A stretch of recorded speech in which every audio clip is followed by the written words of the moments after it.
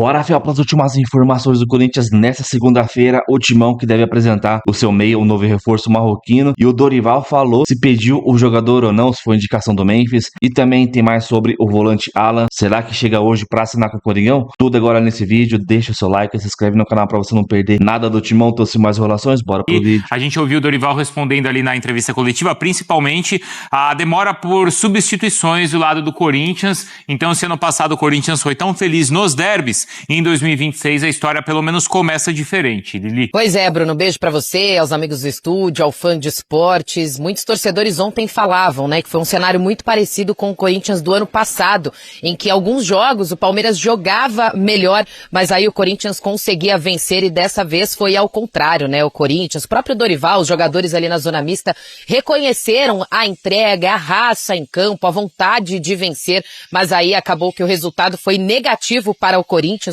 que ainda não venceu o clássico nessa temporada, empatou com o Santos, empatou com o São Paulo e agora perdeu para o Palmeiras na Neoquímica Arena. Teve toda essa situação envolvendo o pênalti, né, perdido pelo Memphis Depay, por conta do Andréas Pereira ter mexido ali no campo, mas a gente sabe que o aproveitamento do Corinthians em penalidades, ele não vem sendo muito bom, né? É a segunda penalidade que o Memphis perde, então o aproveitamento dele até então era bom.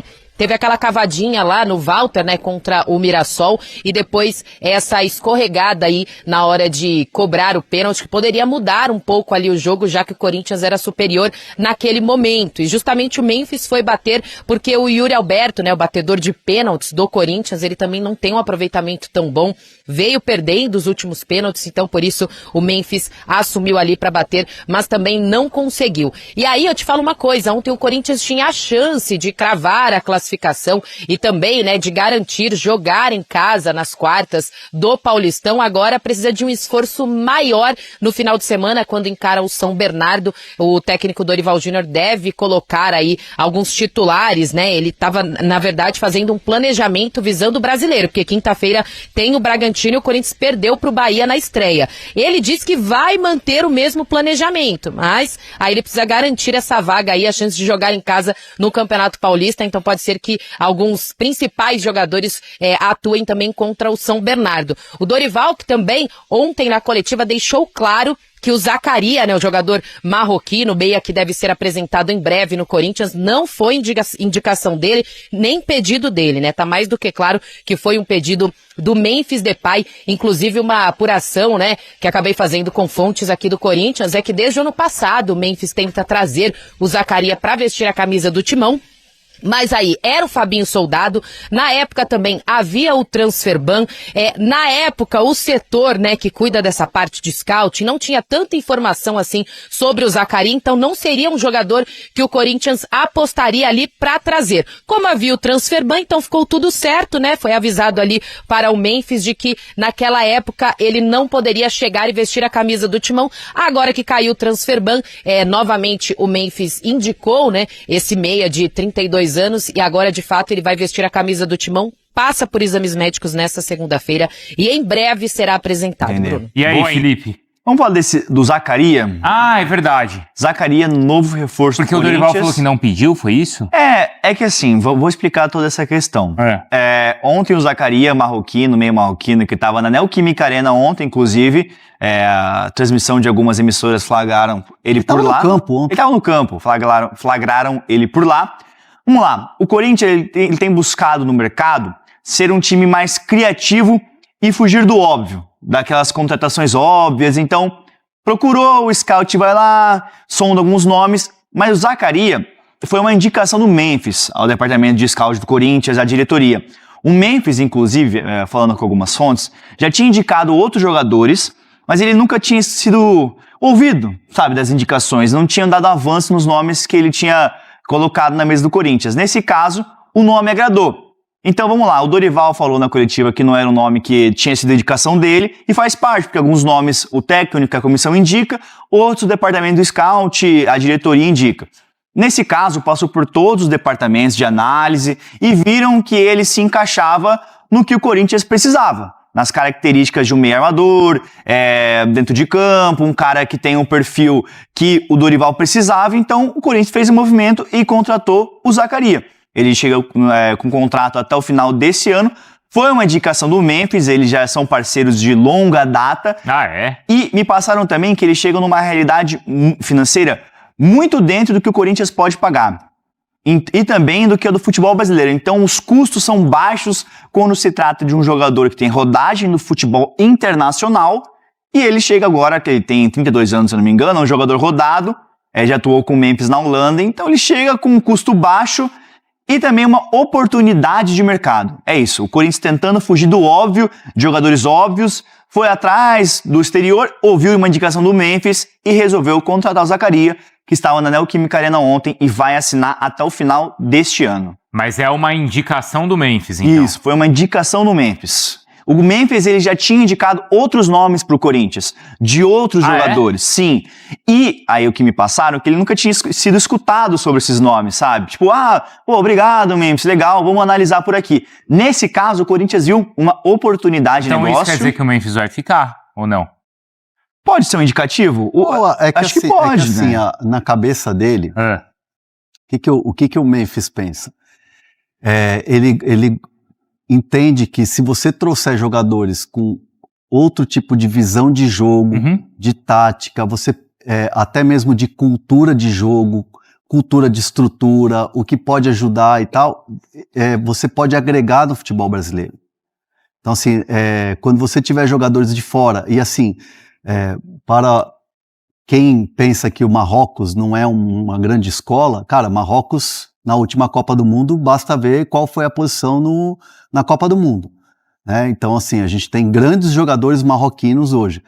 O Zaccaria pode não ser um jogador top hoje mundial. Se fosse um jogador top, estaria nas grandes ligas europeias. Exato. Mas é um jogador que pode, e aí quando tem a indicação do Memphis, e é a confiança dele, e ele conhece, pode agregar não só dentro de campo, mas também pode agregar com ideias de jogo, ideias de estrutura, trazer uma cultura diferente futebolística pro país, pro Corinthians.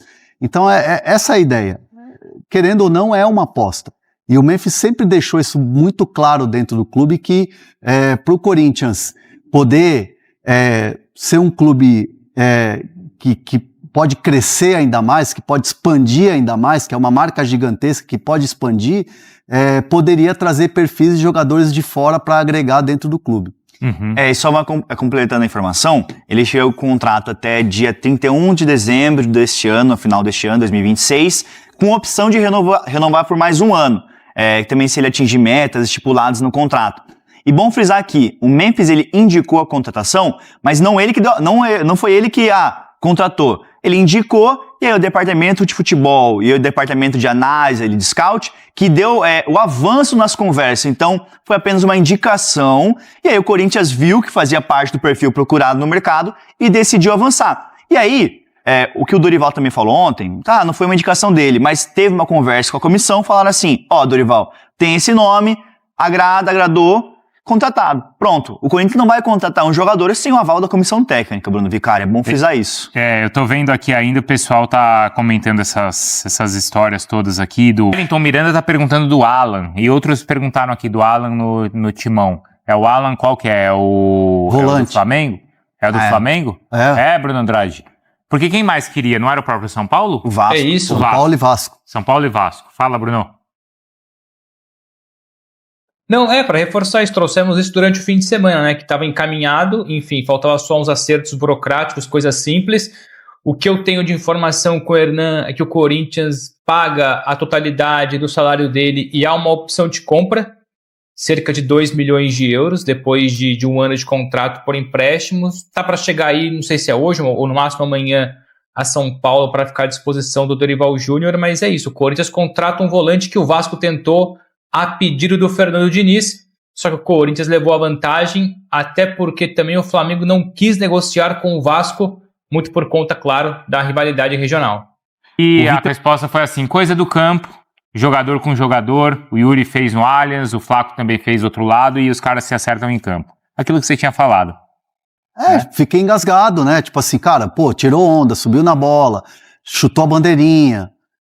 Então beleza, vamos lá. Nossa vez agora. E assim aí vai vir o próximo jogo, e aí vai ter mais alguma coisinha. O Luciano mesmo. Luciano chutou.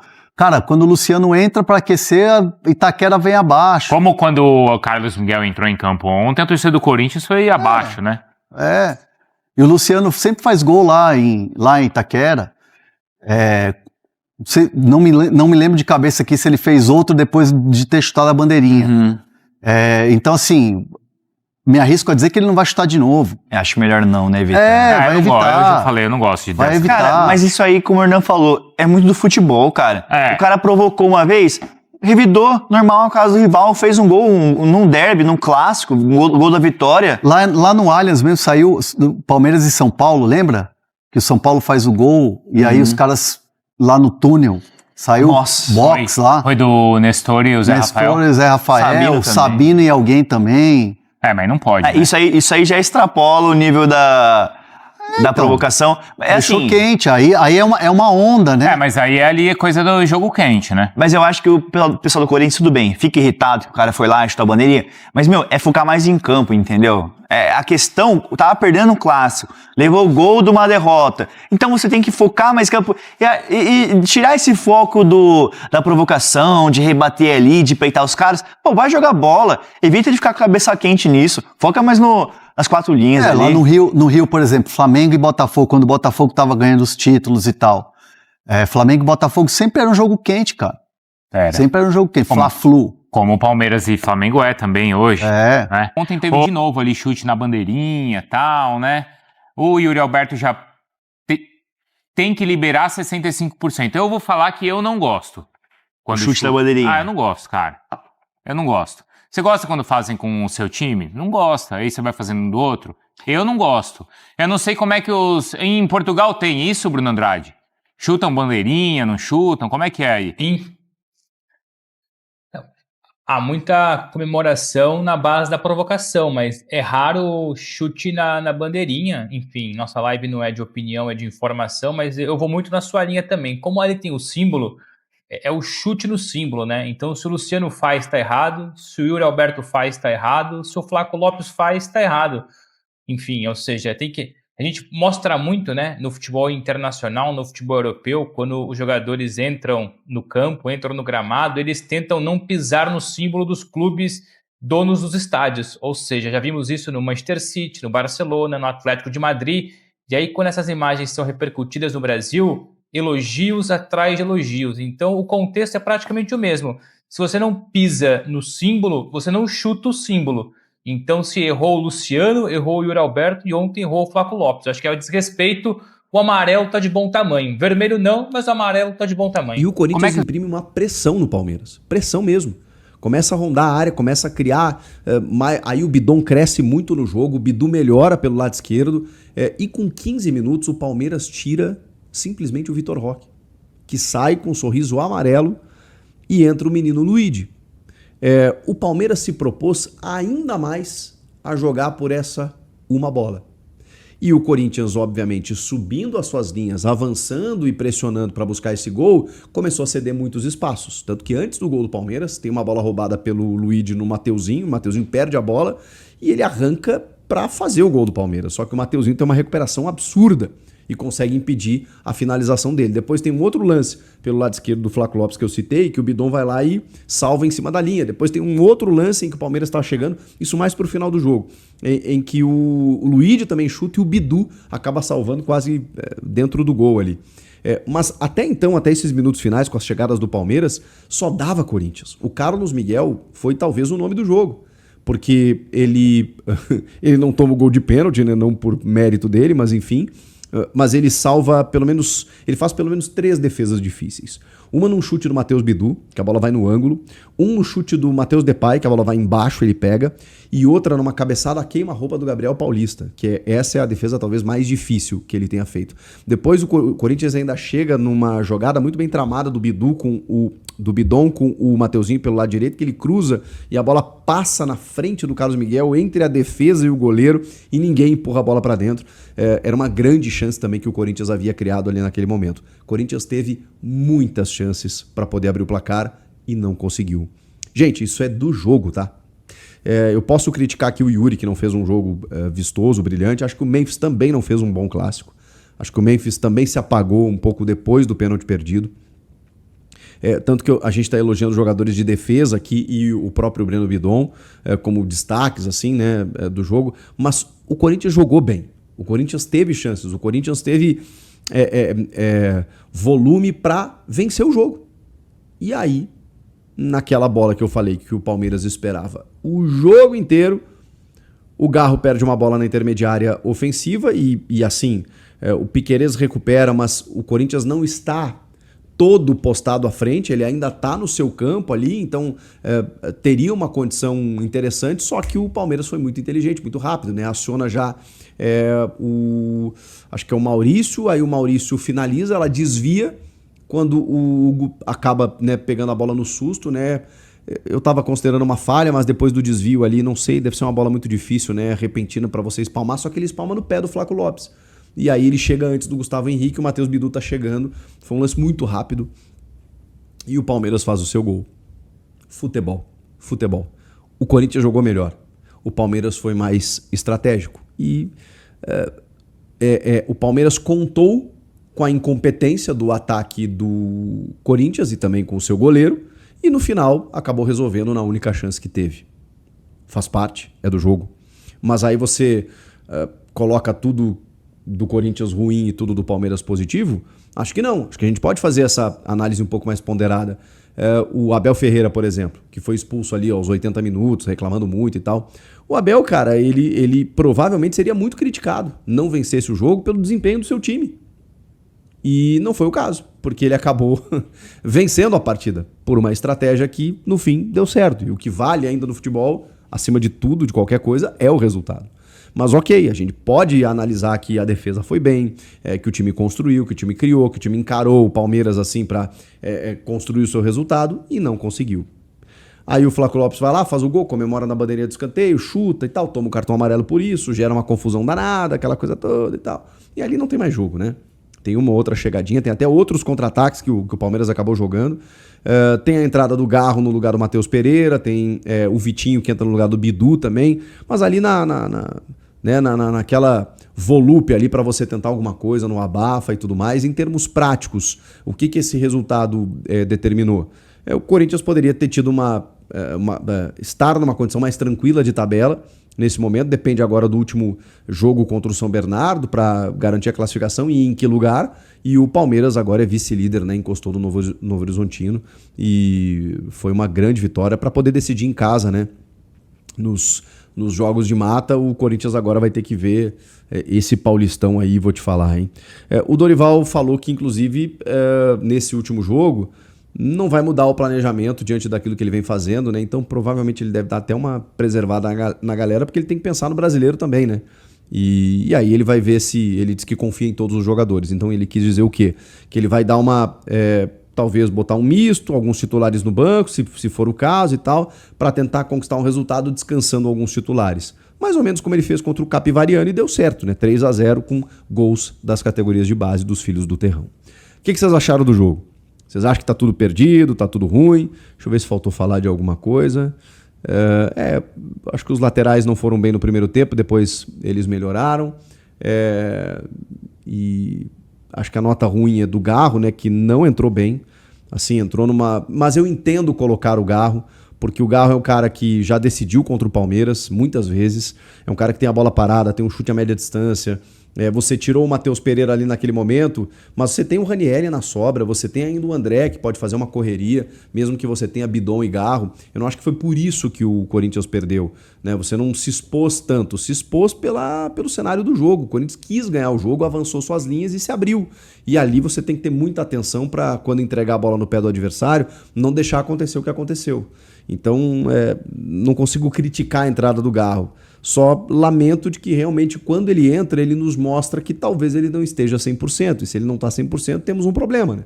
Porque ele já ficou afastado muito tempo para poder resolver os seus problemas físicos. Se ele não está 100%, alguma coisa errada tem aí. A gente vai ter que tentar entender O que acontece, que o Garro não consegue mais performar da maneira como aconteceu em 2024.